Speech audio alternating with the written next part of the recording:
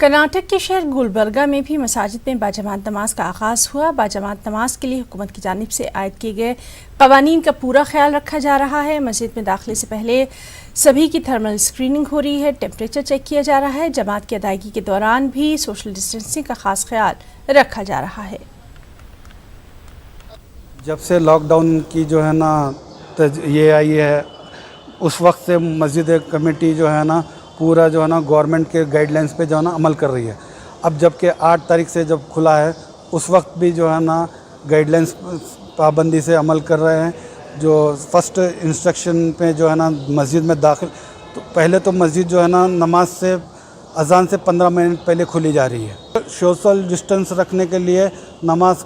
مصلیوں کو جو ہے نا پابندی کی جا رہی ہے۔ یہ عمل جو ہے نا امام صاحب نماز پڑھتے وقت پورا اعلان کرتے ہیں، پورے گائیڈ لائنس ہے وہ گائیڈ لائنس پہ جو ہے نا عمل کرنے کے یہ کرتے ہیں۔ نماز سے پہلے تمام ہدایات جو کمیٹی کی جانب سے انتظام حکومت کی جانب سے جو ہدایات دی جا رہی ہیں، ان ہدایات کے بارے میں مصلیان کو بار بار متوجہ کیا جا رہا ہے کہ ان ہدایات پر خود بھی عمل کریں اور دوسروں کو بھی عمل کرنے کی کوشش کریں، اور اس مرض سے خود بھی بچیں اور دوسروں کی بھی بچانے کی بھی فکر کریں۔ اور اسی طرح سے جب مسجد کے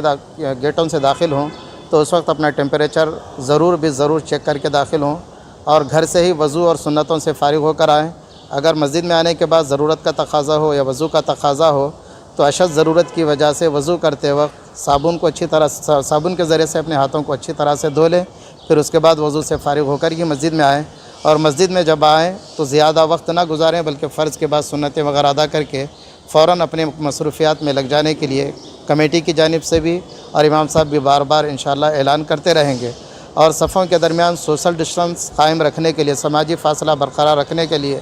بار بار اعلان کیا جاتا رہے گا، اور مصلیان کو اس طرف توجہ دلاتی جاتی رہے گی۔ اور اسی طرح سے جو عمر رسیدہ احباب ہیں، 65 سال سے زائد عمر کے احباب اور 10 سال سے کم عمر کے جو بچے ہیں، ان احباب کو اپنے گھروں پر ہی نماز پڑھنے کا مشورہ دیا جا رہا ہے۔ اور اسی طرح سے اور بھی جو گائیڈ لائنس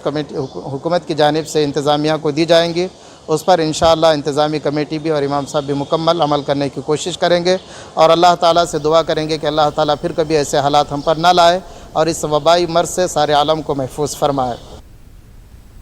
اس طرح مولانا خالد رشید فرنگی محلی نے بھی